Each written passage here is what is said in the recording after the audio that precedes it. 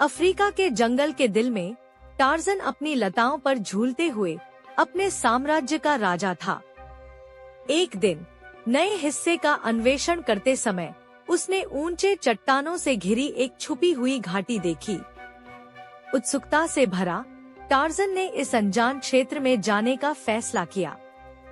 जैसे ही वह घाटी में उतरा, उसने समय में जमी हुई एक दुनिया देखी। विशाल फन और अजीब पौधे पूरे परिदृश्य को भर रहे थे, लेकिन टार्ज़न की नजर में सबसे ज्यादा विशालकाय जीव यानी डायनासोर थे। टार्ज़न की तीव्र नजरों ने पास में एक दोस्ताना दिखने वाले ब्रोंटोसॉरस को चरते हुए देखा।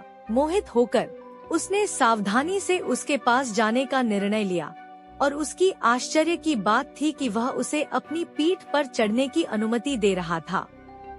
इस नए दृश्य बिंदु से टार्ज़न पूरे घाटी और वहां रहने वाले विभिन्न प्रकार के डायनासोरों को देख सकता था। अचानक घाटी में एक जोरदार गर्जना गूंज उठी। टार्ज़न ने मुड़कर देखा कि एक भयानक टायरेनोसोरस रेक्स उसकी ओर दौड़ रहा था। तेजी से प्रतिक्रिया करते हुए टार्ज़न ब्रोंटोसॉरस से कूद गया और पास के पेड़ पर झूल गया।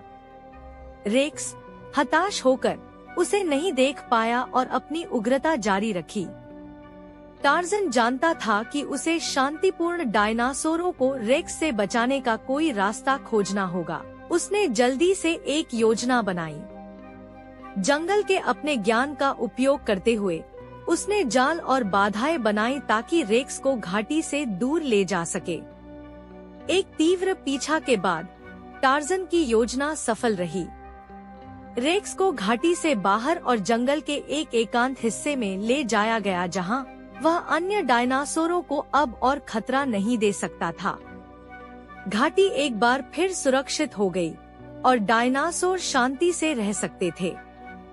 टार्ज़न अपनी साहसिक यात्रा से संतुष्ट जानता था कि उसने एक गुप्त दुनिया की खोज की थी जिसे वह सुरक्षित रखेगा। वह जंगल में वापस झूल गया, अपनी अगली रोमांचक यात्रा के लिए तैयार।